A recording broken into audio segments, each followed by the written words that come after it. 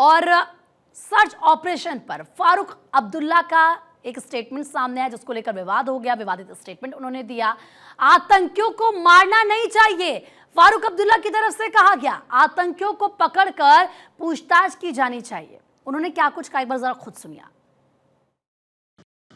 एक क्राइसिस पैदा करने की कोशिश कर रहे हैं। इस वक्त खानियार में भी अनफॉर्चुनेटली एनकाउंटर। हाँ, अगर वो पकड़े गए ना जो ये कर रहे हैं, पता लगेगा कौन कर रहा है।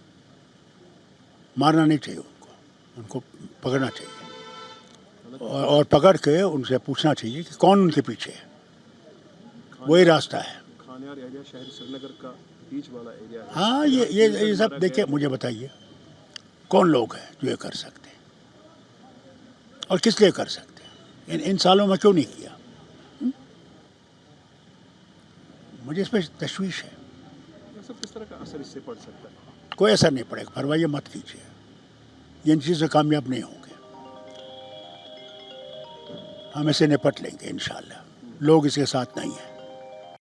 फारूक अब्दुल्ला साहब ने जो कहा है, मुझे लगता है कि यह इस बात का प्रमाण है कि अब उनको सत्ता में आके यह एहसास हो रहा है कि राष्ट्र विरोधी शक्तियों को किस गंभीरता और किस दृढ़ता के साथ डील करना चाहिए।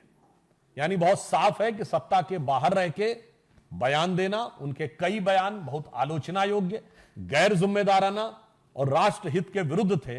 मुझे लगता है अब पावर में आने के बाद उन्हें हो सकता है इस बात का एहसास हो रहा हो। तो यह उनके बदलते हुए नजरिए का प्रतीक है कि देश विरोधी शक्तियां किस प्रकार से काम कर रही हैं। तो मैं यह भी अपेक्षा करूंगा कि अब उमर अब्दुल्ला की सरकार उसी दृढ़ता के साथ उन विदेशी शक्तियों को जो भारत और कश्मीर के विरुद्ध षड्यंत्र करना चाहती हैं, उनका दमन करने में, उनका शमन करने में मोदी सरकार का सहयोग करेगी।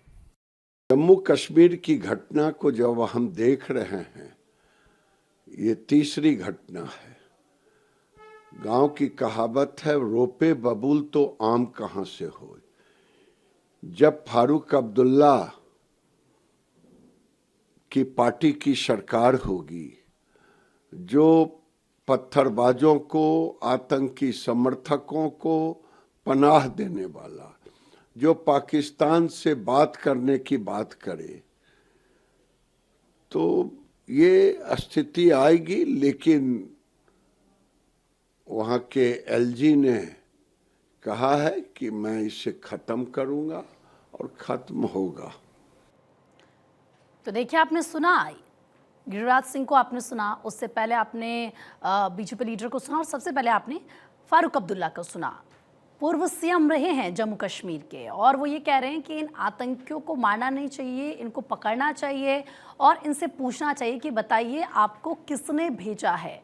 अब जाहिर सी बात है, अगर वो इस तरीके का स्टेटमेंट देंगे उन आतंकियों के लिए जिन आतंकियों ने लगातार लोगों की जान ली है, ये अटैक्स कर रहे हैं, मासूम लोगों की हत्या कर रहे हैं, उन्हें मार रहे हैं, हमारे सेना को टारगेट कर रहे हैं, उन पर अटैक कर रहे हैं, आम लोगों को निशाना बना रहे हैं, डर खौफ पैदा करने की कोशिश कर रहे हैं, तो फिर सवाल तो ये होगा कि भाई इनका खात्मा नहीं करना है तो फिर क्या करना है। और इसीलिए बीजेपी लीडर्स उनसे सवाल कर रहे हैं कि भाई क्या हो गया फारूक अब्दुल्ला जी आपको। अब लगातार आप घाटी में देखिए, एक के बाद एक अटैक्स हो रहे हैं, लोगों में दहशत पैदा करने की कोशिश आतंकियों की तरफ से की जा रही है पिछले कुछ समय से। यानी कि मैं अगर 11 दिन का जो हम आपको रिकॉर्ड बता रहे हैं कि 11 दिन में भी किस तरीके से 5 अटैक किए गए हैं, हमले किए गए हैं और ये कहा जा रहा है कि इन आतंकियों को मुंह तोड़ जवाब देना है, इन आतंकियों का खात्मा करना है। एक एक वो सर जो बुरी नज़र से जम्मू कश्मीर के लोगों पर या फिर जो लोग वहाँ पर काम कर रहे हैं या आम लोग, मासूम लोगों पर या सेना पर अटैक करेगा, उनको बुरी नज़र से देखेगा, तो ऐसे सर को कुचलना बेहद ज़रूरी है, क्योंकि ये लोगों की जान ले रहे हैं, ये घाटी का माहौल ख़राब करने की कोशिश कर रहे हैं। इनको जो घाटी में शांति है, जो घाटी की तस्वीर, दिशा और दशा बदली है, वो रास नहीं आ रही है।